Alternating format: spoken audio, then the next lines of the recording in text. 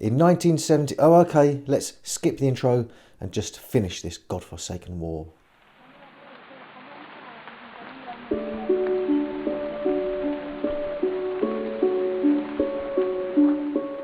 At the midpoint of this clash, it was the newcomers, the dynamic defenders, who held a solid lead.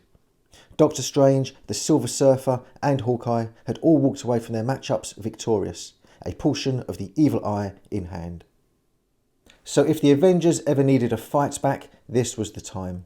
And if there was ever a man who could inspire that fight back, yeah, it was him. The creative teams are as before, so we have Bob Brown providing art for the Avengers, and Sal Buscema for the Defenders, with Steve Englehart writing both titles. Let battle recommence.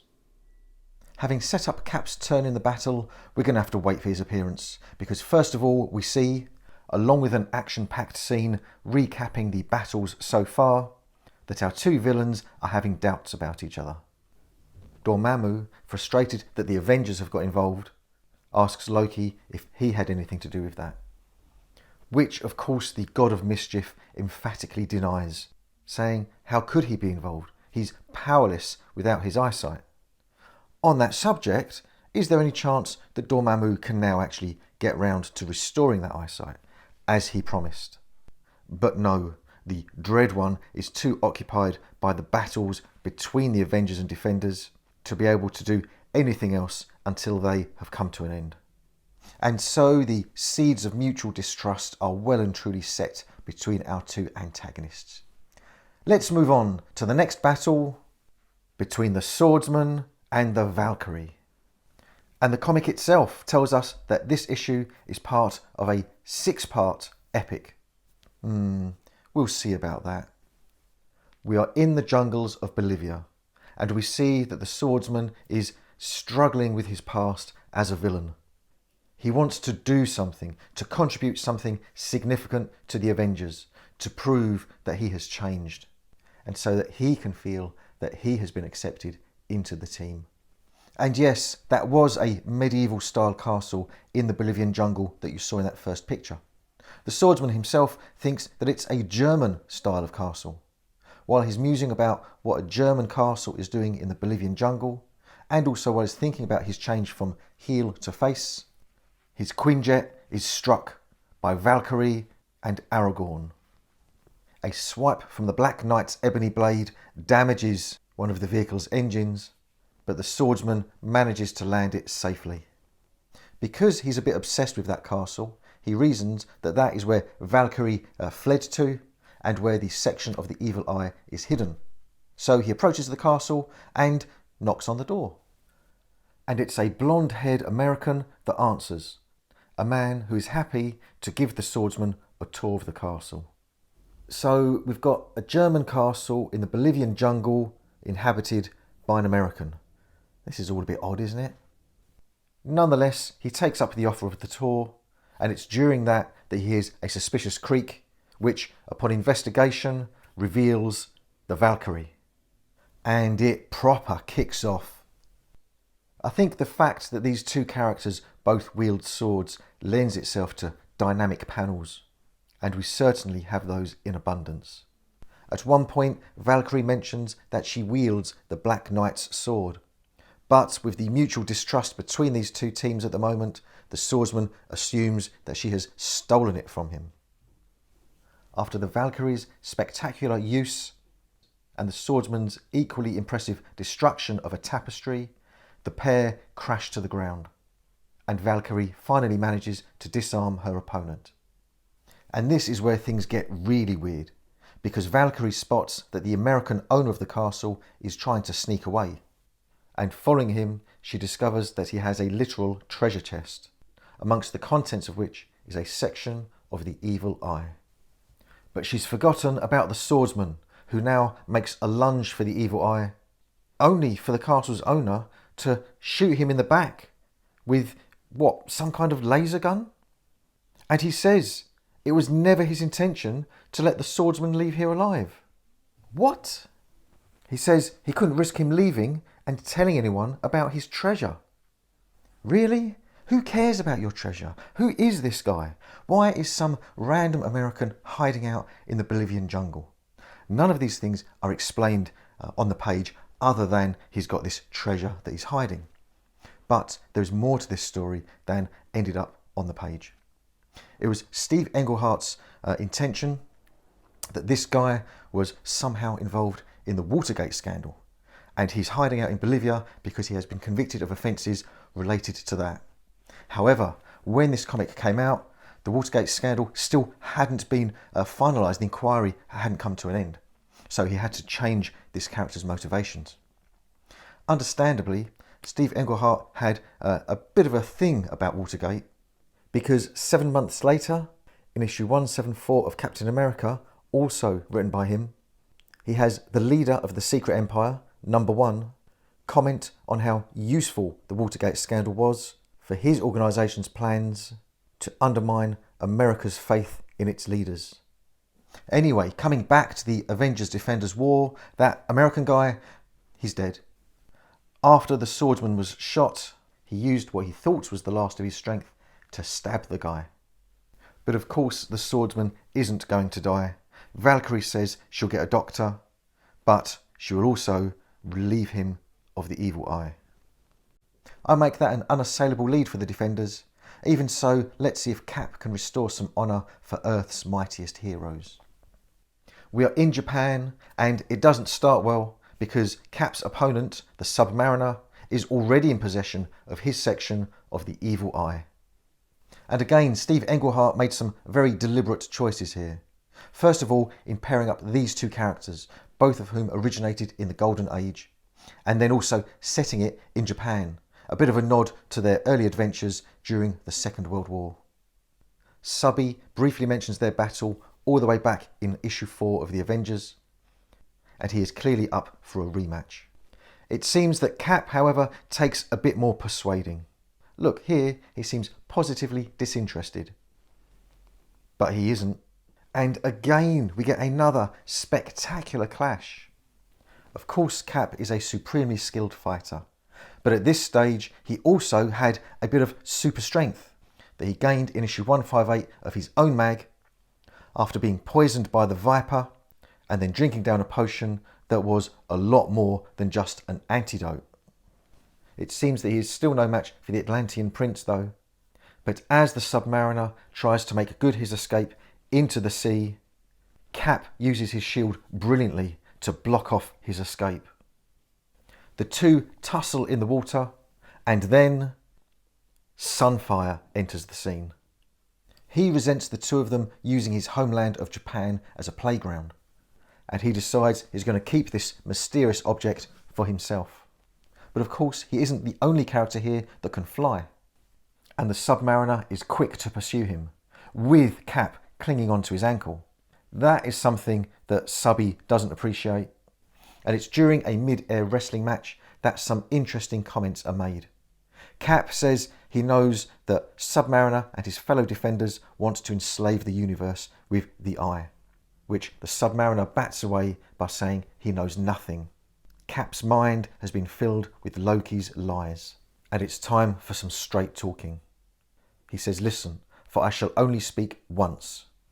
He recounts the Defenders' adventures, which we have already seen, where the Black Knight got turned to stone, and Doctor Strange tried to turn him back to flesh and blood. And he explains that the evil eye is the only hope of achieving this. And before dumping Cap in the drink, he says, "Believe me or don't, I've got no more time to waste on you." Bobbing around in the water, there is nothing Cap can do other than think about what he's just heard. As for the Submariner, he's got a bit more fighting to do yet, because he easily dodges Sunfire's blasts and takes him out of the action. And the evil eye falls earthward into the welcoming grasp of Captain America. Cap comments on his incredible good luck that he was there underneath the evil eye when it fell. Yeah, good job Shamrock wasn't around. But hooray, finally an Avenger has won. But hold on, wasn't Cap thinking things over earlier? He was indeed, and as the Submariner catches up to him and says, Either hand the eye over to me or we can fight for it again. Cap says, okay, there's too much here that doesn't make sense. So he hopes that putting some trust in the Submariner will help to create some sense. And as they leave together, Cap says, if our reasons for fighting are different, then it's beginning to occur to him that maybe they have both been manipulated. And the Submariner agrees that that does make sense. And so it seems a corner has been turned. Now, if there was one battle out of all of these characters we really wanted to see, it was this one, wasn't it? And what a brilliant cover, really doing justice to this duel between two titans. We know that Steve Englehart had his reasons for pretty much all of the pair-offs in this war, and that is no different for this one. These two aren't battling because they're the last two left. They were paired together because Steve Englehart said that they were the two strongest superheroes in the whole of the Marvel Universe. The Submariner can't hear me, can he? Our location for this matchup is Los Angeles, where we find the Hulk, who has been mystically guided by Doctor Strange to the Evil Eye. And it doesn't take much effort from him to reveal it. But Thor isn't far behind him. Here we go. Have you got your popcorn? Because initially the Thunder God tries to reason with the monster, tries to bond over their shared past as Avengers. A past that the Hulk remembers. They aren't happy memories. But Thor can take it, and he responds in the best way he can, before again trying to reason. Although he probably hasn't picked the best approach, telling the Hulk that he is his superior. The Hulk didn't like that, but Thor points out again that his prowess exceeds the Hulk's. But as he is halfway through his next sentence, the Hulk makes his point. And so it continues, with the public watching on, and with a foom and a kadow and even a bomb. The two Goliaths trade blows. At one point, the Hulk thinks he has triumphed by sending the Thunder God down into the bowels of the earth, only to find yet again that Thor disagrees. When the Hulk picks up a car to use as a weapon, Thor destroys it with a throw of his hammer. And Hulk thinks that's a dumb move because now he has the hammer. But he is not worthy. Still neither combatant is feeling defeated, and still both of them believe they are the strongest. And indeed, now the test of strength that graced the cover ensues. The two of them stay like that for 10 minutes, 30 minutes, an hour, before they are suddenly interrupted by everyone. Now, it has often been claimed that there was some kind of editorial edict that whenever the Hulk and Thor fought, it should always be a draw. Well, Steve Englehart has said that he wasn't told that. He just liked the idea of these two being trapped in this seemingly endless struggle, trying to come out as the ultimate strongest hero. Of course, they are interrupted by the Avengers and the Defenders. If they weren't interrupted, then who knows how it could have gone. The artist for this issue, Sal Buscema, was also a long-time Hulk artist. And he certainly would like to have seen the Jade Giant win out. But he has said that at this point in Marvel's history, no one ever beat Thor. Anyway, why did the Avengers and Defenders interrupt them? Rewind 1 hour. In Doctor Strange's Sanctum Sanctorum, most members of the Defenders are there, with the 4 pieces of the Evil Eye that they have so far managed to win. They are soon also in possession of the 5th piece, as the Submariner returns. But he isn't alone. He has brought with him the Avengers. His teammates are quick to assume the Submariner has betrayed them, and they are all about to get ready to start fighting once again, when he says, "Stop, listen, I have vital news." He recounts his battle with Cap and Sunfire, tells his colleagues that the Avengers were told by Loki that the Defenders wanted to conquer the universe, and then the Black Panther asks if they aren't seeking revenge on humanity as they have been told, then why have they joined together? And the Defenders, this still new team, explain what they do in terms of the whole non-team shtick. Then we get a nice splash page showing everybody talking things through peacefully. A piece that is threatened to be derailed as the Swordsman and Hawkeye butt heads. And I do like Hawkeye's insult here, as he says the Swordsman is the spare tyre Avenger. But Iron Man puts a stop to that little conflict before reminding everybody that Thor and the Hulk are still out on the battlefield. And look at this great panel as the combined teams set out to stop their two strongest members. And now we're up to date. The two combined teams, having stopped Thor and the Hulk's battle, try to work out who is behind all this.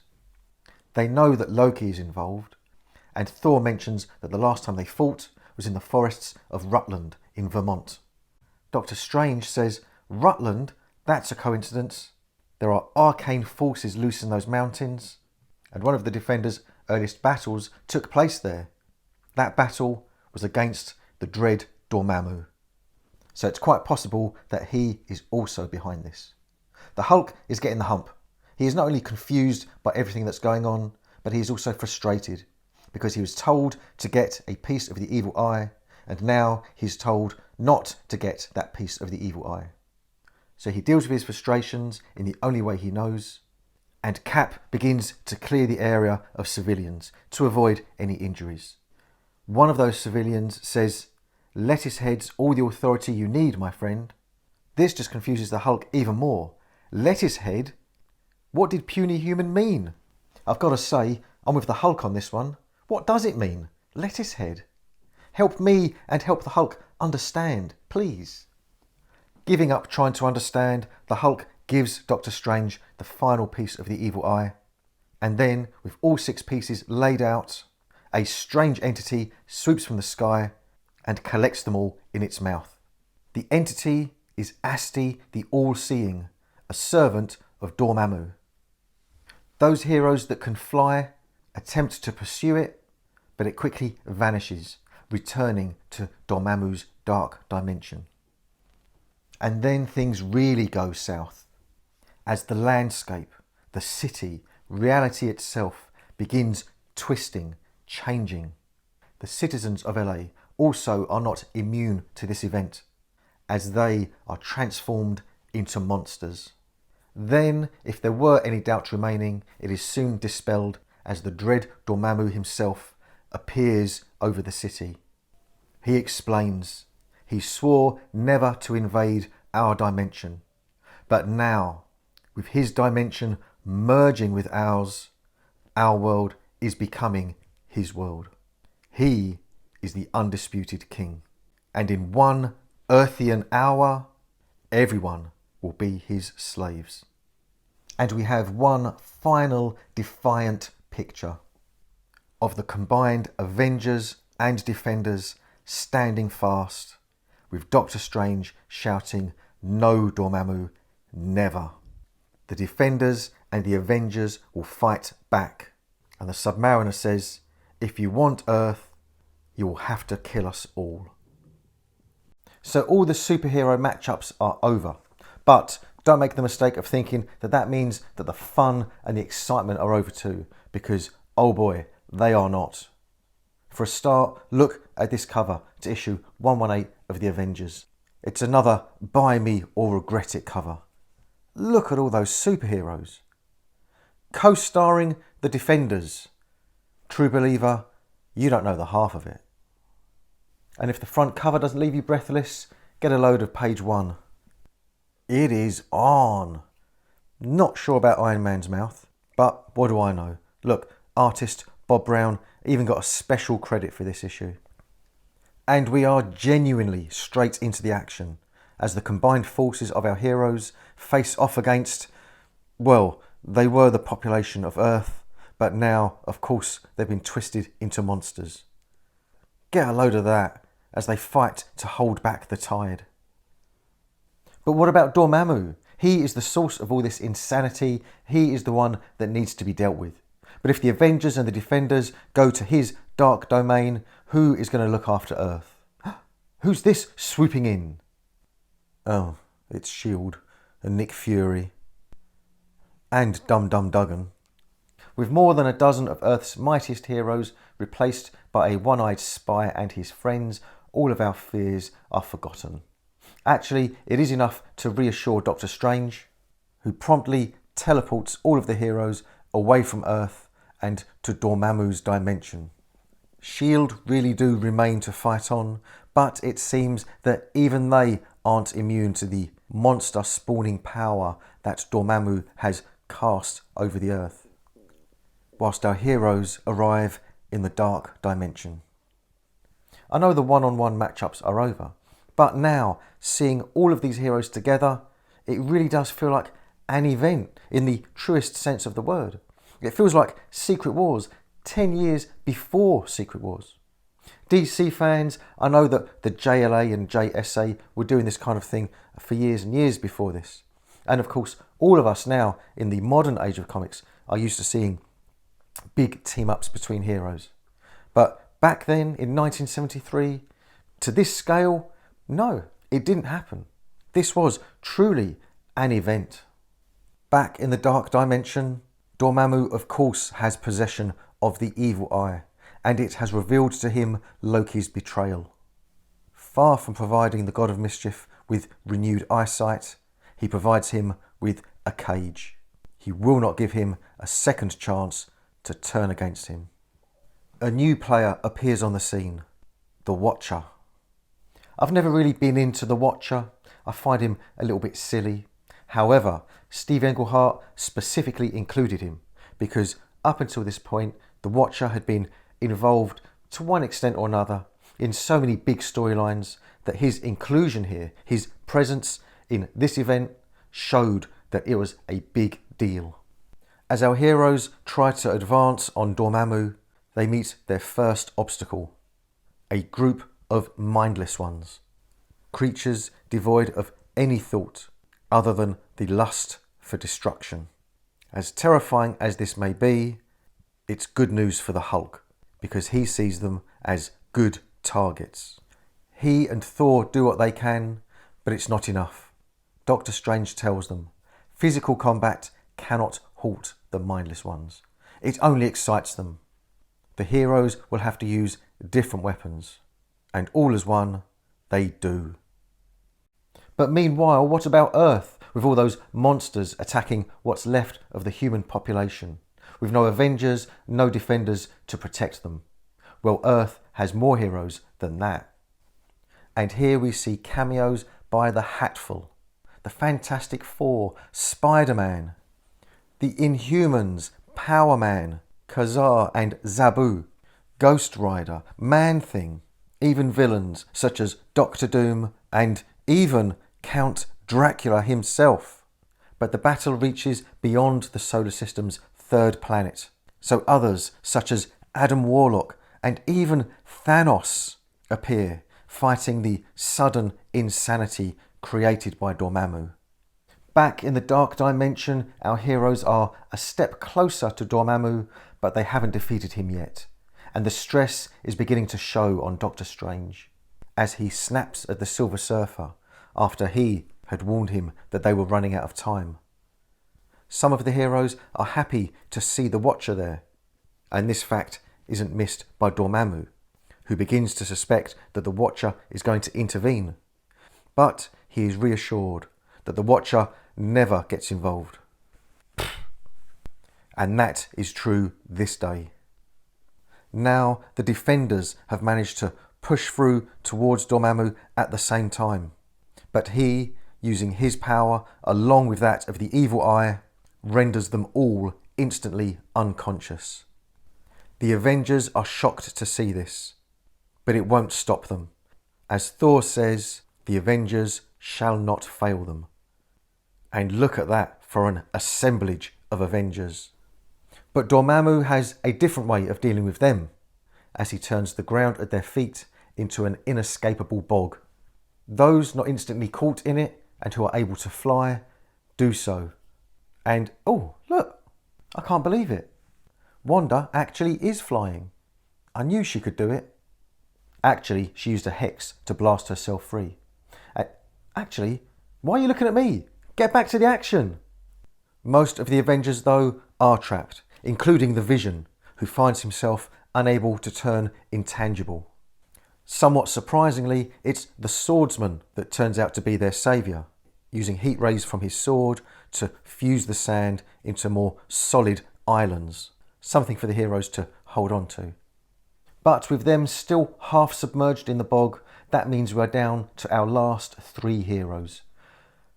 But not for long, because as Iron Man, the Scarlet Witch and Thor charge towards the Dread One, he uses his powers to turn them all back into their human forms. And that means that the mighty Thor and Iron Man are transformed into the powerless Dr. Donald Blake and Tony Stark. And Wanda, well, he's miscalculated. Because as she points out, she is already in her human form. Or should that be mutant human form? She was born with her abilities and cannot be separated from them. But as she announces that she is coming for him, he creates a storm containing rain of a strange glue-like substance, which holds her firm where she stands. So that's it. There are no heroes left to fight the dread Dormammu. But there is one villain. Because whilst Dormammu is distracted, Loki takes the opportunity to change himself into a fly to escape between the bars of his confinement. And he doesn't have to defeat Dormammu, just distract him. Distract him enough that his control of the glue storm weakens. The Scarlet Witch can pull herself free and give all she's got to creating another hex bolt that hits Dormammu, sends the eye flying from his grasp, and then the eye does the rest, triggering itself and sucking the living power that gives form to Dormammu into itself, and then blasting that energy back out into Loki's face. In that instant, Loki gains his sight, but loses his mind. Back on Earth, things are returning to normal. The twisted landscapes have reverted to normal, and the people who were once monsters are human once more. And the heroes that had been fighting them don't even know why. The rest of Wanda's companions have also been freed, their health restored, and the Watcher congratulates them on a job well done. Some small detail seems to have been missed in all this though. The Black Knight. Doctor Strange reminds his companions as he begins to send them back to Earth. Not only that, but he will mystically erase Thor and Iron Man's civilian identities from everyone's minds. And with that, it seems, the war is over. Okay, so Dormammu has been vanquished, but what about the actual war between Avengers and Defenders? It was a resounding success for the newbies, wasn't it? Why was that? Well, again, Steve Englehart had given this some consideration before putting pen to paper. His thinking was pretty straightforward, and not really based on who would win in a battle between Hero A and Hero B. The Defenders were still new, barely into double figures in their own self-titled series. A defeat for them could harm their credibility. The Avengers, however, well, even if they lost, they would still be called Earth's mightiest heroes, had 2 decades of history behind them, and had a rogues gallery that consisted of some of Marvel's best-known villains. They would still be popular regardless of the outcome of this war. In short, the Avengers could afford to lose. The Defenders couldn't. That said, there are still a few threads dangling, so I think beginning with the next issue of the Defenders, we need to crack on and start tying them up. Indeed we do, and so much for this being a 6-part adventure, because if that were true, then that last issue of the Avengers would have been the 6th and final issue. However, we are told here straight away that this comic includes the 12th and final chapter of the greatest super epic ever told. So this is a part of the Avengers Defenders War storyline, which means that either that lasted 7 issues, or if you include that issue of the Avengers that included the little prologue, 8 issues. As was touched on at the end of the previous issue, most of the loose ends are tied up.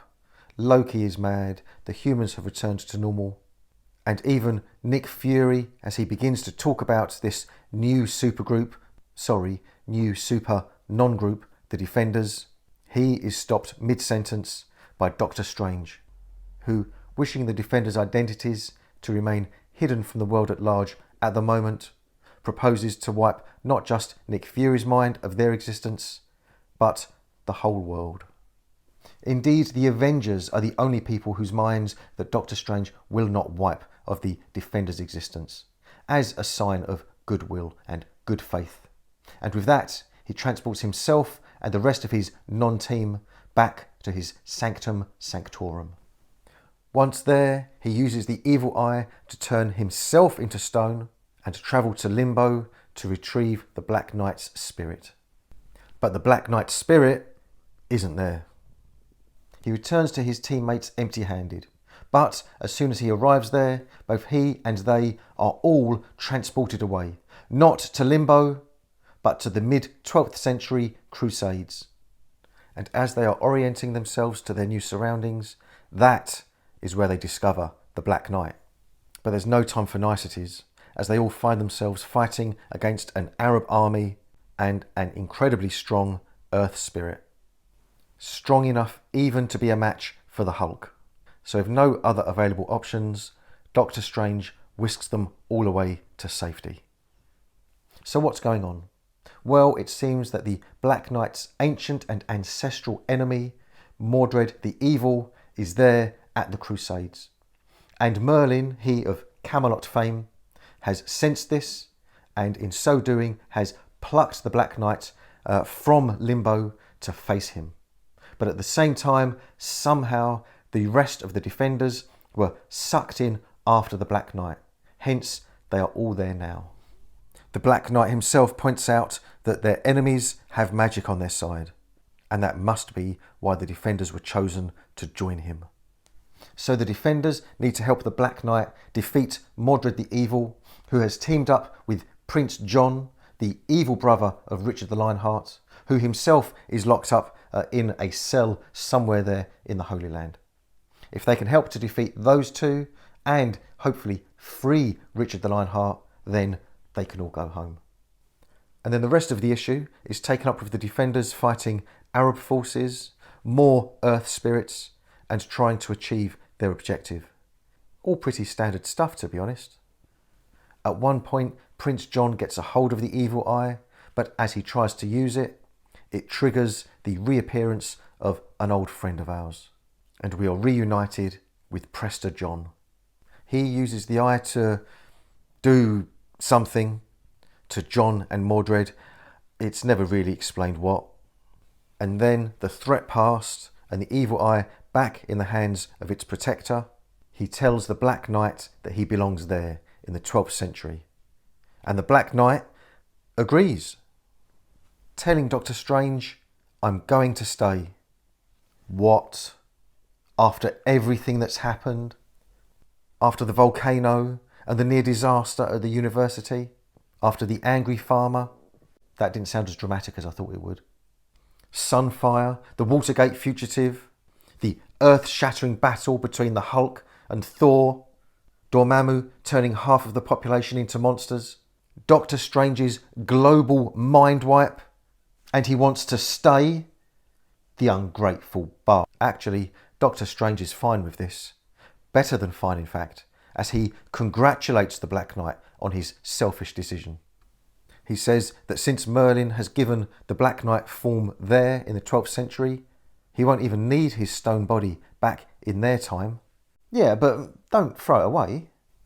And so, after saying their farewells, Prester John uses the evil eye one more time to send our heroes, minus the Black Knight, back home. It's still not quite the end of the drama though, because Hawkeye has made a decision.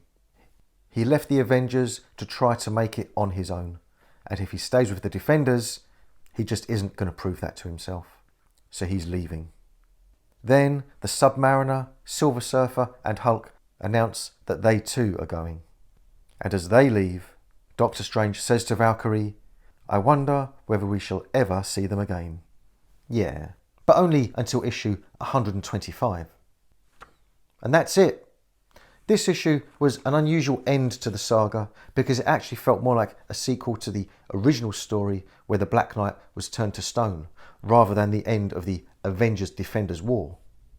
Even so, it is now at an end.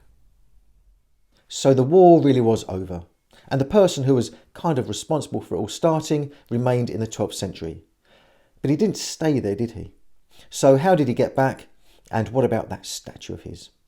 Well, the statue hung around Doctor Strange's Sanctum Sanctorum for a while, in fact 3.5 years, until issue 157 of The Avengers, in which a mysterious figure brings the statue to life and it crosses town to the Avengers mansion, there to exact its revenge on the members of that team that he considers had left him trapped in his petrified state.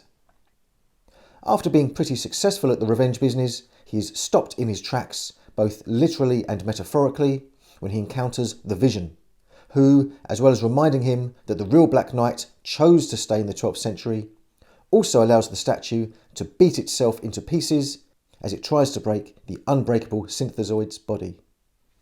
Another 2 years after that, so now we're talking 1979, Doctor Strange arrived at Avengers Mansion in issue 35 of his comic to investigate exactly what was going on. Who knows what took him so long? After reassembling the fragments of the Black Knight's statue, he left it in the keeping of the Avengers, whilst he took the ebony blade home to study. The blade should have still been in the 12th century, where it had been taken by Valkyrie, but it had somehow reappeared by the statue's side. After battling a couple of demons on the streets of New York, and actually using the ebony blade to defeat one of them, he continued on his way home, arriving there to find a man wanting his help. That man had recently been released from an eternal wrestling match with a demon. He was an American who had been in England, the man, not the demon, and he wanted Doctor Strange to return with him to England to investigate the demon's cult, to see what he had been up to whilst he had been away. Fortunately, the master of the mystic arts was heading to England that very night anyway, so he agreed to kill 2 birds with 1 stone. The reason he was already planning a trip across the pond was because he was transporting the statue of the knight back to his ancestral home, Garrett Castle, the same place we last saw at the beginning of the Avengers Defenders War. In the castle, Doctor Strange plunges the ebony blade into a brazier as part of an effort to contact the knight across the centuries. But he is interrupted by a scream, which upon investigation leads him to the Black Knight's animated statue, larger than before, with a head that clearly isn't Dane's, and cradling the unconscious body of a neighbour of his who was keeping an eye on the castle. For an inanimate object, that statue doesn't half get around. That brings us to issue 37 of Doctor Strange. All 3 of these issues were co-written by Roger Stern and Ralph Macchio, and although Tom Sutton provided the pencils on issue 35, issues 36 and this one bear the always atmospheric art of Gene Colan. In this 3rd part of a story within a saga, we see that Dane's statue has actually been possessed by one of the demons from the previous issue, who wants revenge on Doctor Strange for killing one of the demons on the streets of New York. Needless to say, Strange defeats the entity, at which point the statue crumbles away again. Back to square one, it seems. Enough messing around. Now it really is time to wrap up the fate of the Black Knight and also the Evil Eye. Kind of. It had actually been 9 years since Dane Whitman had made his decision to stay in the 12th century, when issue 225 of The Avengers announced his return with the visual equivalent of a fanfare.